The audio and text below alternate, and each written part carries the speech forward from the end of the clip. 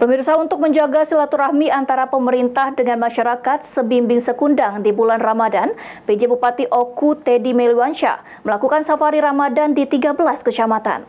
Kepada pengurus Masjid Al-Ikhlas uang sebesar 10 juta rupiah. PJ Bupati Oku Teddy Melwansyah melakukan serangkaian safari Ramadan ke sejumlah desa di Kabupaten Oku. Safari dakwah pemerintah Kabupaten Oku ini dilaksanakan selama bulan suci Ramadan. PJ Bupati Oku Teddy Melwansyah mengungkapkan, safari tersebut dilakukan untuk menjaga tali silaturahmi antara pemerintah Kabupaten Oku dengan masyarakat sebimbing sekundang. Menurutnya, hubungan yang baik antara pemerintah dan masyarakat dapat membantu percepatan pembangunan di Oku. Dalam kunjungan safari Ramadan di beberapa desa di Oku, Teddy juga menyerahkan bantuan untuk masjid dan perlengkapan sekolah untuk anak-anak di desa setempat.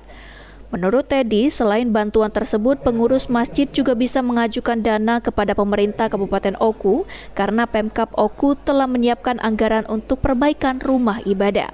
Ini merupakan rangkaian dari safari dakwah bagi kami, karena kami pemerintah ulil amri